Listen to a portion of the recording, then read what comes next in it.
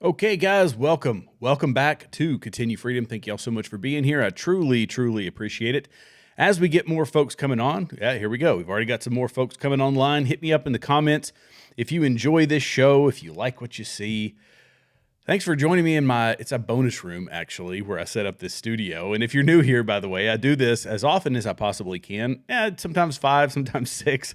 I do it. I work for a living as well. This isn't my full-time job just yet, but make sure that you do hit that subscribe button, that like button, and the notification bell. That way you're notified every time a new video is released. We are growing every single day, and I'm appreciative for everybody that comes back. I get some regular folks that are on here every time I'm doing a live stream, and they're commenting, they're participating, and it's fantastic because I really want to. This is a community, and I sit here and I talk on the internet. Because I enjoy it, because I'm like you guys. I really want to know what's going on in the world, and I just want to share the information that I find. As you all find stuff, feel free to hit me up in the comments and let me know what you found. If something I'm talking about becomes, if I mention something, you've got interesting content to provide to it, hit me up in the comments. I'll bring it up. I'll throw it up on the screen. I'll throw up your comments on the screen. But life is short. And so make sure you spend as much time as possible on the internet arguing with strangers about politics. And it's not so much that it's the arguing with strangers, because I think a lot of the folks on X, which I use a lot, by the way, and I'm hoping you guys do the same, but the folks on X, I can never tell how many of them are actual people and how many of them are bots. I've heard a lot of commentators talk in the past about the number of bots on X is astronomical. I don't know if it's true or not, but either way, it's fun to argue with them, even if they are bots.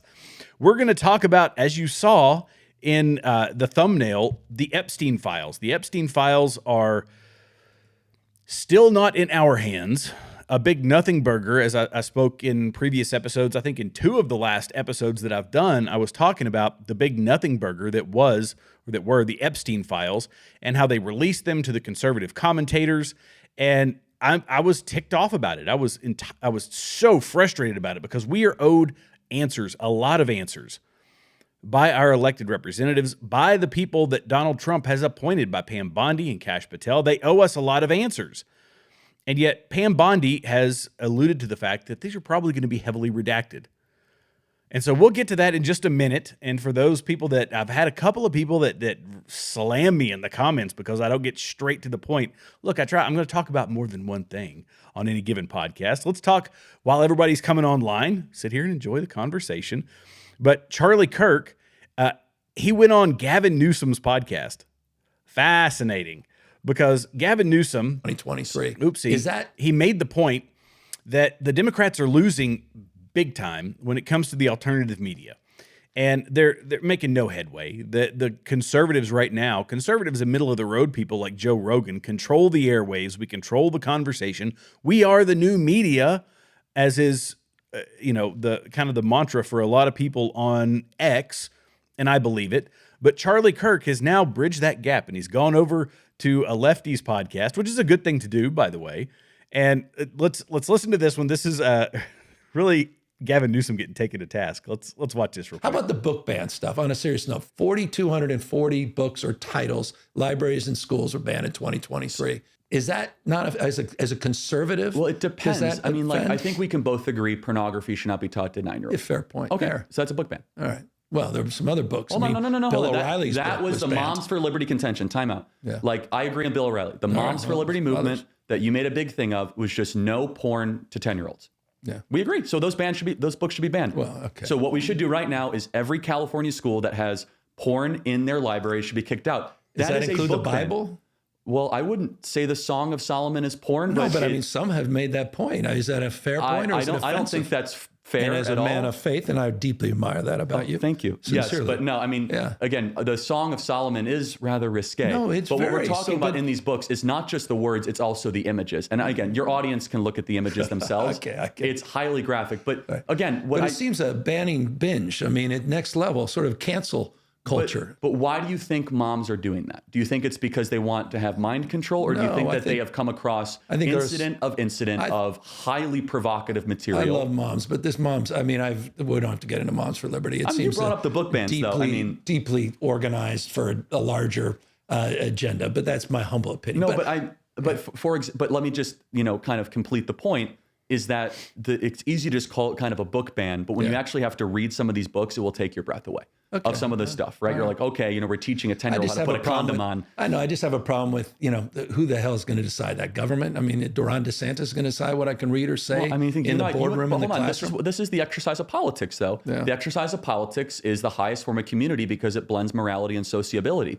So what we do is we have discussion and elections, and we have boards and commissions, right? And we as a people say, okay, no porn for 10-year-olds. Yeah. And that's politics, right? Okay.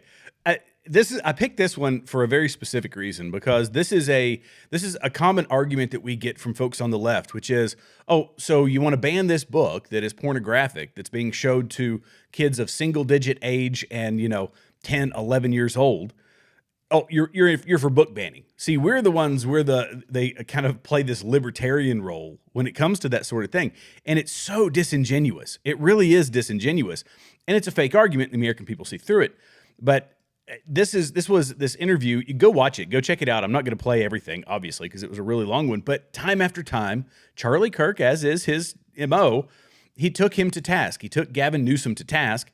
And kudos for it, but this is an attempt for someone on the far, far left to try to make their mark in the social media space, and it's Gavin Newsom, of all people, one of the least popular people out there in politics, and he says, well, I'm going to start a podcast. All right, fine. Yeah, I mean, Tucker Carlson talked about him in a very interesting way, that this guy could look you in the face with no change in pulse, no, change in your appearance or look or whatever, and lie straight to your face. That's not the type of honest podcast that we are looking for. It's not what we get when we listen to a Joe Rogan, who's just a genuinely curious person, right? Absolutely. So in the podcast space, there's certain people who are just still unwilling to even attempt it. Still unwilling to attempt it. And Pierre Poilievre, in Canada, he's the conservative leader in Canada.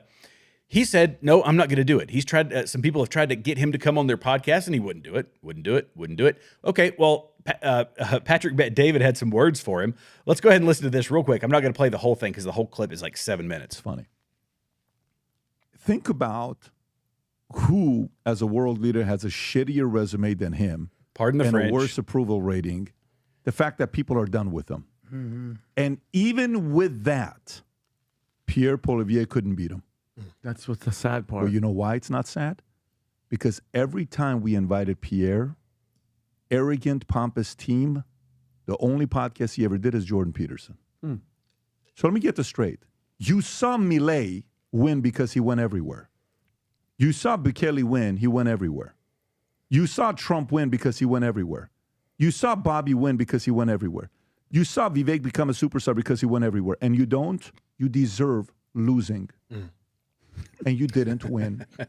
And I said that to Canadians who love him. The candidate you adore and admire and love doesn't want to work. God forbid he has to cross the border and go talk to other borders to bring attention. God forbid, too much travel time. He's got to eat his apple. He's got to eat his apple because he's got to get his apple in his system. Go to New York, do a damn podcast outside of Jordan Peterson. Go do Joe Rogan's podcast. Go to some other podcast and talk to Lex. Go talk to whatever these other podcasts are. Go talk to Andrew Schultz down the street from you in New York. Nothing. Keep going as you want and as strong as you want, and you think you've won without earning the right to win. You don't believe in capitalism. You just want it to be handed to you. I'm sorry, Canadians. You need a better candidate that's willing to work their asses off to make Canada great again. And this guy didn't want to work. I mean, a strong point. It's a really strong point that he made. Patrick Bet-David does a good job at that. Sometimes I wish he would go a little bit deeper into the subject matter. But he's an entertaining guy, and in this instance, he made a perfect point. You got to do the work. If you want to win in politics, you can't just say I'm gonna win off of Instagram shorts or off of or Instagram. It's not Instagram Shorts, YouTube Shorts and Instagram Reels, right? You can't just win off the short little pithy comments. That's what the left tried to do for a really, really long time. They tried to get their little snippets. But when you listen to them in congressional hearings, I'm talking about the left in America, these people on the left, they bombastically talk about something in a short or in a reel, and then when you actually listen to the content of their argument, it is trash. It is bad. It is not well thought out, and we deserve more. The American people deserve more. Pierre Poilievre, he's got a crew. It's like the DeSantis effect, right? He had a bad crew, and the bad crew cost him what should have been a successful campaign. Fair enough. So let's go ahead and now that we've got some more folks on, we're going to get to the big stuff. Let's get to the big stuff. This is about the Epstein list. And you guys know that I have been harping on this, both in this podcast and in the one that I do with Braver Than the Rest, which is normally done on Wednesdays. We didn't do one this past Wednesday because, family stuff, things happen. We only do it once a week. But on Wednesdays at 9 p.m., go check it out. It's really fun. We just sit and have a conversation. It's 2, 3, sometimes 4 of us. We just sit around and chat. But I want to play what Pam Bondi said about the Epstein list. And this isn't new. This is a few days old. But we're going to kind of lump this in with a couple other things. Listen to this real quick. What are the things that, and maybe some people don't understand the need to redact. In the case of a victim, that should be pretty obvious to people. What are the other things that maybe you would have to redact? Well, national security? No, of course. National security, some grand jury information, which is always going to be confidential. But we'll see. Let's look through them as fast as we can, get it out to the American people, because the American people have a right to know, not only on that, but on Kennedy, on Martin Luther King, on all of these cases that the Biden administration has just sat on for all these years. So yeah, it's really, it's not sad. It's infuriating that these people thought that they could sit on this information, but they can't. It's a new day, and we believe in transparency, and it's going to come out. And when we redact things, Sean, what we're going to do is not just pull pages out like they used to do. If something's redacted, you will know the line, and you will know why it's redacted. Okay. National security. This is the cop-out that none of us wanted to hear. So I get it. National security, there, if we're talking about coordinates to a missile defense system in some other country, fine. You can claim national security.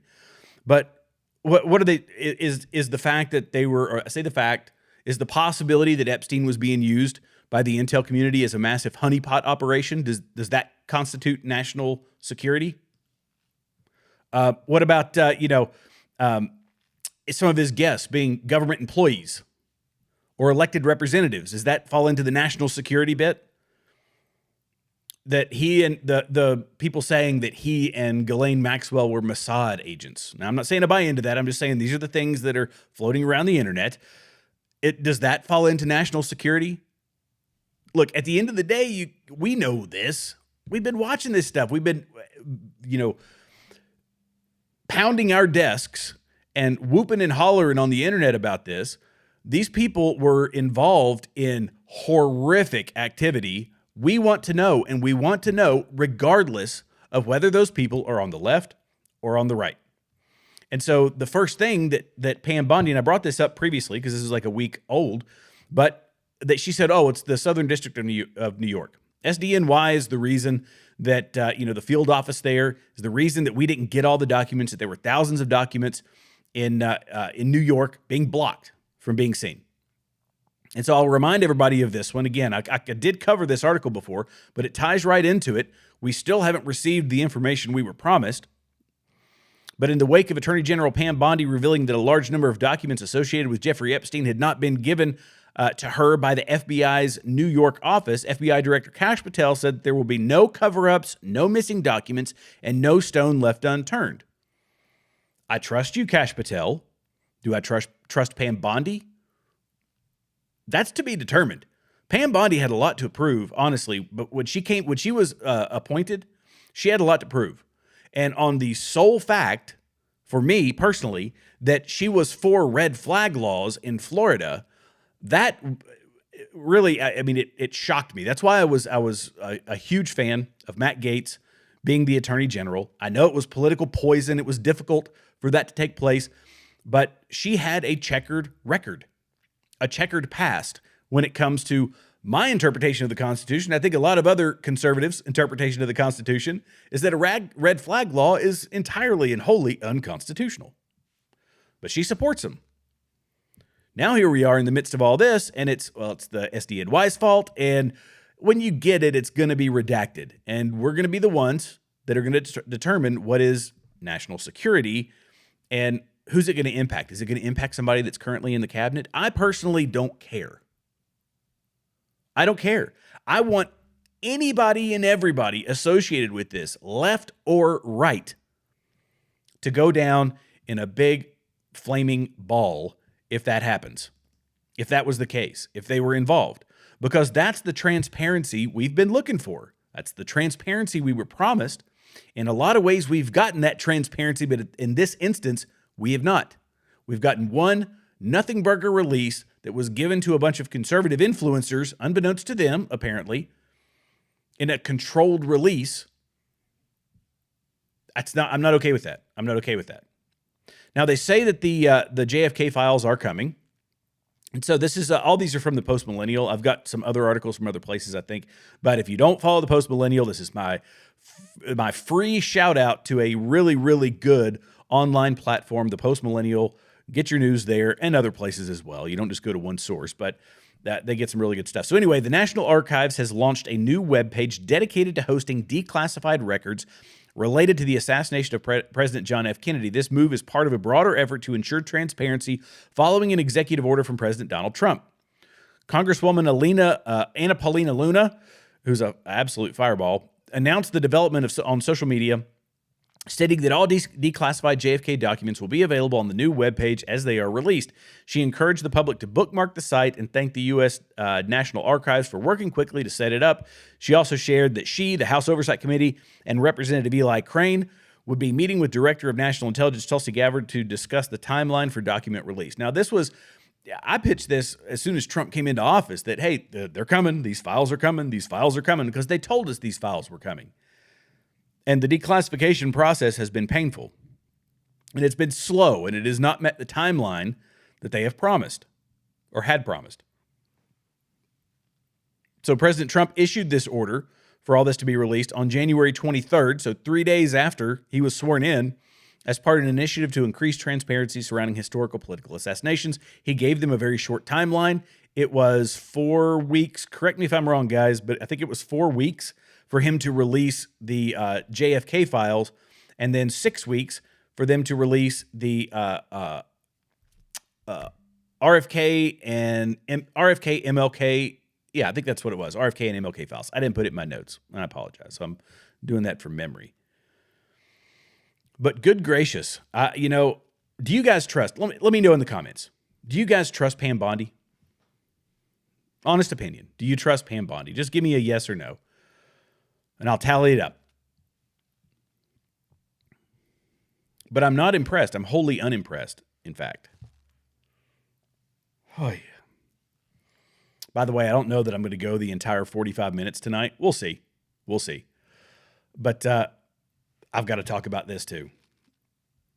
And before I get into that, here's another question. If you don't want to answer the yes or no question, do you guys think that this timeline was reasonable from Donald Trump? You can give me a yes or no on that one if you want to down in the comments. But let's go ahead and talk about Al Green. I talked about this yesterday, this absolute debacle. Al Green, standing up during President Trump's speech and shaking his solid gold cane saying, "You don't have a mandate. You don't have a mandate." Well, he did that obviously for clicks. He did that to move to the top of the search results, and he did. It was successful. But what did the American people think of it? They actually had an opinion on this. And I'm the polls, I keep bringing up the polls, and I smash them all the time. But when left-leaning outlets come out with polls that do not favor the left wing, I take them a bit more seriously, if I'm being honest. Check this one out. Was it appropriate? During the course of the event, which is wanting to get reaction on Congressman Al Green's antics and being ejected, 80% of speech watchers said that the Democratic congressman's interrupting of Trump's speech was inappropriate. Only 20% of speech watchers thought what Green did was appropriate, Aaron. Okay. This is what we were talking about yesterday, wasn't it? That there's that 20%, 20 to 30%, sometimes depends on the subject matter, that are going to say, I'm just going to go against Trump no matter what. I don't care what anybody says. I'm just going against Trump. And that's what we saw after Al Green's little debacle, his little outburst. And now he's been censured. So Al Green has been censured. And before I get into that part of it, I'm going to go ahead and hit a comment here. Pam is a yes man. That's what. Well, okay. Pam is a yes man. Okay, Junior. This is from Junior. He says that I'm going to add this to the broadcast here. Pam is a yes man. That's what Trump needs, a yes man in the DOJ. All right. I get that, but I don't think she is that. Do you think she's actually that much of a yes man? I don't particularly think so. I think that she would do things to actually undermine Donald Trump. Okay, so let's go to this next one. We were talking about Al Green. American people said, no, it's not appropriate. Democrats are, let's see, where are we? Yep. So they were, hang on here. Let me pull up the video. All right, there we go. So there was a vote on the House floor, and Speaker of the House was giving the vote, and this is the behavior of the Democrats in response to Al Green being censured. Check this out. By its adoption of House Resolution 189, the House has resolved that Representative Al Green be censured, that Representative Al Green forthwith present himself in the well of the House of Representatives for the pronouncement of censure, and that Representative Al Green be censured with public reading of this resolution by the Speaker.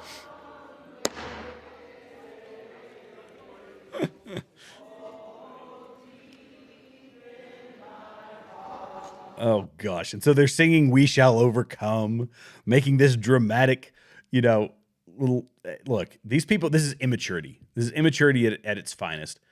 Al Green, and this is the guy, by the way, that they're standing up for. Oh, we can't censure Al Green. What's his voting record? Well, no results. What's his co-sponsorship? Yeah, no results. His lifetime score, 9%. This guy is a warm body, and that's it. He's a warm body in the House of Representatives, not doing what the people put him there to do. He's there for clicks. He's making tons and tons of money with insider trading. That's what he's there to do. The Democrats are done. If this is what they're going to come out and whoop and holler about, they're done. And Bill O'Reilly thinks the same thing. He made a very valid point. I'm going to play this one here. Let's listen to this real quick. He was on Chris Cuomo's show. Here we go. Last night did what he wanted to do. Number one, he got on the record that his accomplishments in the first 6 weeks were fairly extraordinary, which is true, both good and bad. And number two, he taunted the Democratic Party into making a myriad of mistakes. I think the Democratic Party is on the verge of collapse.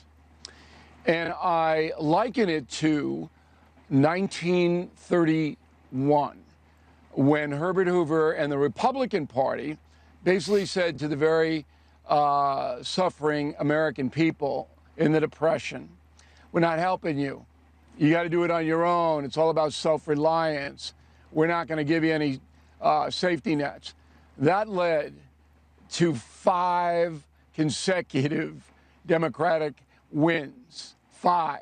Not until Dwight Eisenhower, 20 years later, did the Republicans recover. I see the same scenario for the Democrats. So I wrote a message of the day on BillO'Reilly.com, which I know you read every morning, first thing. It said, hey, didn't the far left, the Elizabeth Warrens, used to be against war, Vietnam, they're against Iraq, Afghanistan, they didn't want to whack Soleimani, Biden didn't even want to get bin Laden. Well, it wasn't that their posture, but now, all of a sudden, they want to go in Ukraine and go and go and go and go. What happened? What happened was Trump hatred, and that's what the headline is of the speech last night. And that's the point I wanted to reiterate through the words of Bill O'Reilly, is that it has nothing to do with policy. It has nothing to do with what's best for the American people. It has nothing to do with, being honest arbiters of the truth and what's best for we the people and for the people that they represent. No, it has everything to do with hating Trump, and that's it. And now they followed that so far down the path that the play acting and the trying to get on board with the social media movement has led them to this sort of silliness, and it's losing the American people. It truly is. But I'm going to play this cringe video. This is a cringe video from the left that is, it's absolutely gone viral, but it's had the opposite effect of what they intended. Let me play this for you here. This is absolutely ridiculous. Here we go.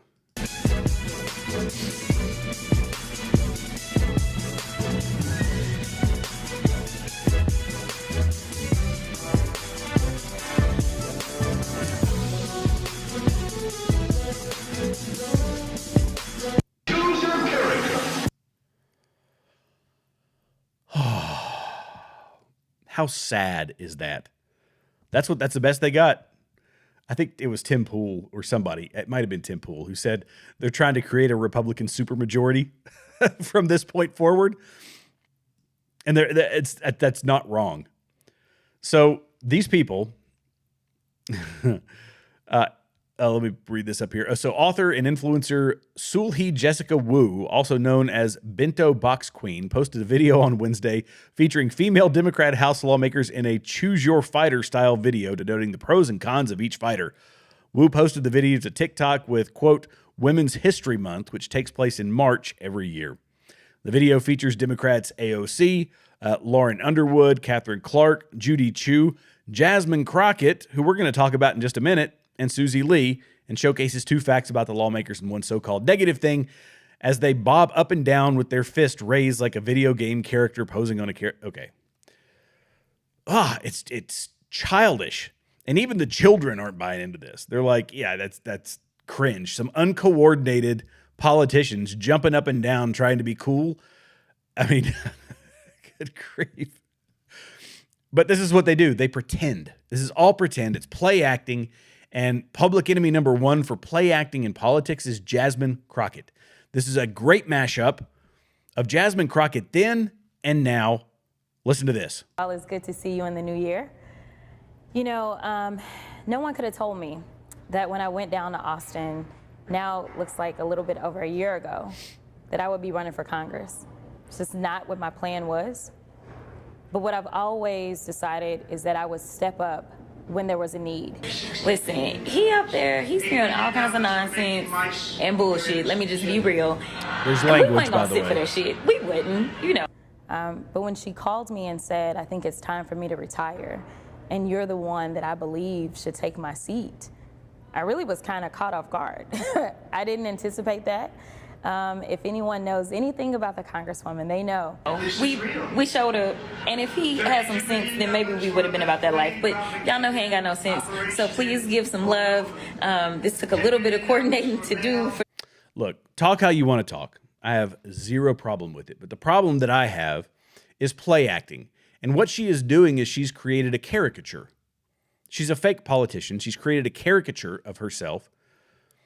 And this is what she believes is the caricature that represents the black people in America. It's a false caricature, first off. It's a disrespectful caricature, second off. And it's I thought about the best way to describe it, but it's like a modern day minstrel show. Isn't that what they used to call them? This is what she's doing.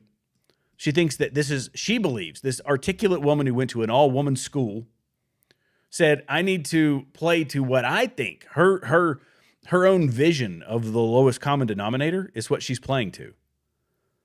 So she's gotten all into the cuss words and acting like a fool and all this stuff. And she thinks that that is the best representation of the black community. It's disrespectful. It's ridiculous.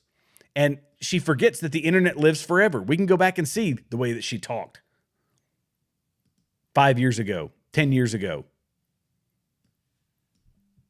And it's another indicator that the Democrat Party is full of fake people. The outrage on the House floor was fake by Al Green. The outrage that they show towards Donald Trump in some cases is fake. I don't think they actually believe it. It's all about being divisive. It's all about playing the role that the Democrat Party has given them. And I'm a little sick of it. And the American people, on the plus side, as you saw on the poll before, the American people aren't falling for it. You guys aren't falling for it. Al Green shaking his cane, his solid gold cane, in front of Congress and getting kicked out and then getting censured. That's political theater. Jasmine Crockett acting a fool. That's political theater. Wow. All right. Here we go. Next thing. President Donald Trump says he wants to release the report on Thomas Matthew Crooks and Ryan Ruth next week. As another promise, he's fulfilled a lot of promises. But if this doesn't come out, if this gets censored or this gets redacted, I'm going to have an issue with it. I am. But he says that he wanted to release the report on Thomas Matthew Crooks next week. When he was asked by Peter Doocy why, after 7 months, more is not known about the would-be assassin that shot Trump during a rally in Butler, Pennsylvania in July. He says, I want to find the answers. I want to find the answers, said Trump. We can no longer blame Biden. He should have released that a long time ago. So what they are giving me a report next week sometime. I believe I'll be releasing it. I want to release the report. You had one who had 3 apps, two of which were foreign supposedly, and who had the biggest white shoe law firm in Pennsylvania, even though they don't live in a white shoe area. What's that about? Trump added, referring to Ryan Ruth, another would-be assassin. Let's watch what he said. Oh, here we go. Sorry about that. Sorry, I put this together hurriedly tonight, and so my links aren't all working the way I want them to. Guy who shot you in the ear. Yeah. It's been 7 months. Why do you think we don't know more about the guy who shot you in the ear? Yeah, oh, well, and the second one with all of his cell phones. So I want to find the answers. I've told them. In fact, today I said, I want to find, we can no longer blame Biden for that one. He should have released that a long time ago. So they are giving me a report next week sometime, and I do believe I'll be releasing. I want to release the report. A lot of people have asked that question. You had one who had 3 apps, 2 of which were foreign, supposedly, and who has the biggest white shoe law firm in Pennsylvania, even though they don't live in necessarily a white shoe area. What's that all about? His law, the law firm. The other one had 7 or 6 cell phones, and I don't have 6 cell phones.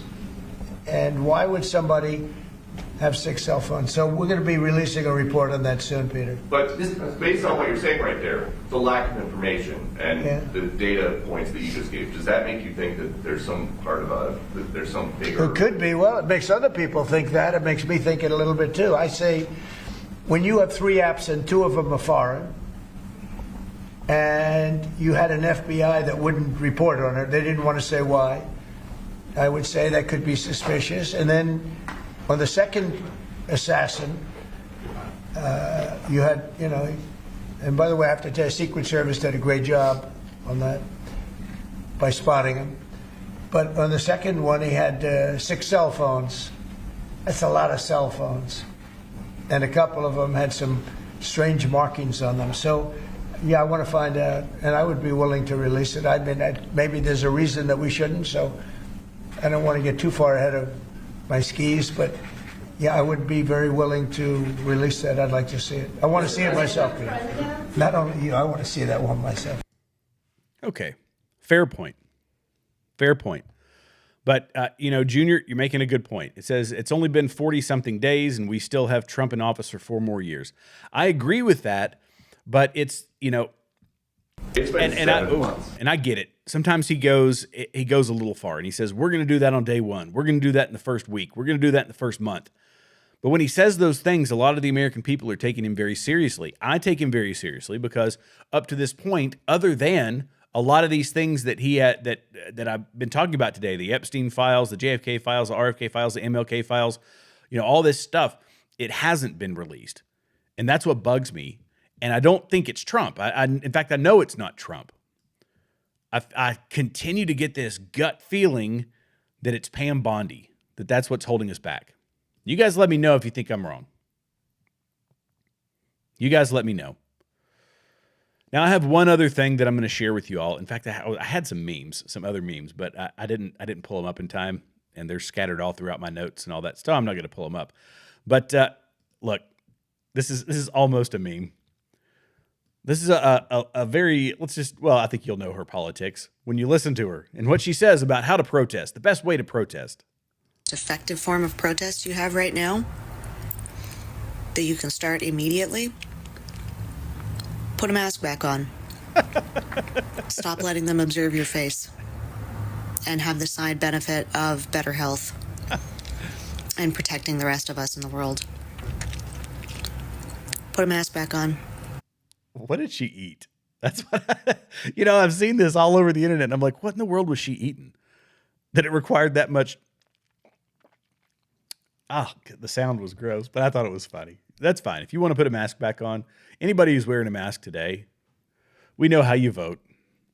We know what you think about child transition. We know a lot of things about you if you're wearing a mask today, unless you're legitimately sick. I mean, there's some people who are legitimately sick who wear a mask. I'm totally fine with that. But if you're driving down the road wearing a mask, yeah, I'm okay with that. Put one on. That way I know how you voted. I know your worldview. That's all it takes. Guys, thanks so much for watching. I truly appreciate it. Thanks for the likes. Thanks for the comments. Thanks for all the interaction. I truly appreciate it. Be sure, if you haven't done so, hit that subscribe button, hit the like button, hit the notification bell. And if you're watching this after the live stream, go ahead and leave some comments below. I will respond to all of them. I love you guys. I love this country. God bless you. God bless America. And I will see you in the next episode.